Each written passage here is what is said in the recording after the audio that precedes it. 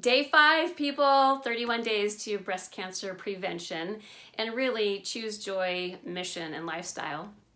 And I've been thinking about the last couple of days. We talked about forgiveness a few days ago. And one of the most important people that we need to learn to forgive is ourselves. So I didn't mention that before. So if you have some issues or some stuff loitering up there, taking residency that shouldn't be taking residency, find it in yourself to forgive you as well. We can't change the past. Past isn't concrete, but we can certainly change today, and we can, alter our future in a good way. And then the other thing is random acts of kindness yesterday. I know sometimes people go, well, they're not random if you plan a random act of kindness. So, okay, a planned act of kindness. Any kind of kindness is always a good thing. So I would love to hear if anybody tried that and if they did something unique. And what was the result of it? Whether that person responded or just how did you feel inside? I feel like we could do random acts of kindness many times through the day if we were just intentional and really aware and conscientious of that. So today, number 5 tip of our 31 days, it's a very, very critical action when people are going through tough times, whether it's health, emotional, relationship, any of that, and it is prayer. Prayer is one of the most important components in healing. And I'm going to make it really simple. Sometimes it can get kind of woo-woo, and I'm a simple girl, and so prayer is just simply a conversation with God. Remember, we're bypassing the universe because it's just space and stars and planets, and we're going straight to creator of universe, which is God. He loves hearing from us. And it's kind of like just picking up the phone and calling a friend, except you're calling God. I mean, how cool is that? He knows you inside and out. He knows what you think. He knows how you feel. And why not start those conversations with God? And when you're going through crapola, let's be honest, we have a lot of questions that we're not crazy about sharing with other people sometimes. I'm a positive girl. Hello, choose joy.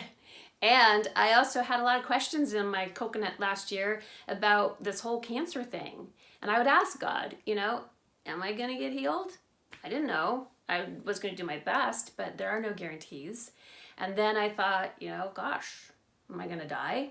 Because stage 3 triple negative doesn't have a lot of great statistics with it. And then if I don't die, I'm all for dying because I'm going to heaven, which is paradise. But I still feel like I have a purpose here. And if I didn't die, would I be like really sick the rest of my life? So all those questions kind of start to play with our mind and our attitude and just how we feel. And it's so nice just to kind of unload and unleash and lay it before the Lord. To carry that burden by yourself is just going to make somebody weaker and sicker and more overwhelmed. And I'm all for taking the baggage off and leaving it at God's feet and then waiting for the answer. So, sometimes people will say, well, God didn't answer my prayers. Wah, wah, wah. Well, the good news is God always answers prayer, 100% of the time. It's either a yes or a no. Who likes a no? I don't like a no. But trust me, we should be happy God doesn't give us everything we ask for. And then wait. So the wait one, that's even sometimes harder than the no, because you're like, is he? Isn't he? I don't like waiting. I'm not patient. So we just have to chill out. Let God give us the yes. Let him give us the no, because we know he has our best interest in mind. Or wait and be patient, as much as we don't like being patient at times. And then here's another quick thing, because remember, I only have a couple minutes, and prayer is I could talk for 30 minutes about prayer. But I do want to mention, there are some people who pray to the trees, or their crystals are their prayer source. And I say this with all due respect.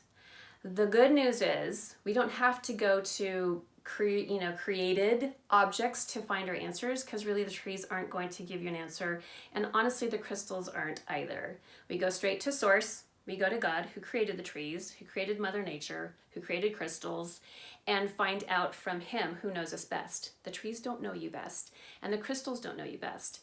So if somebody says, well, I have these crystals, Gina, and trust me, my life is so much better once I've gotten them. Well, cool, because you know where those good answers came from? Whoop, God. So James 1:17, it's a great Bible verse, says, every perfect and good thing comes from God. So if good things are happening to you, take it back to the source who truly made that happen in your life. And not to say thank you, God. He has our best interest in mind. He wants us to flourish, and he wants us to be well. Do we live in a toxic world? Yep. That's why we need God even more. So if you haven't kind of struck up a prayer with God recently or ever, then try it today. Just say, hey God, it's me. And just start chatting. You don't have to be in a certain place, a certain time of the day. You don't have to be a certain person that's in hierarchy of religion. Just be you. And I would love to hear how that goes. And especially if you've never had a chat with God before. I talk to him all day long.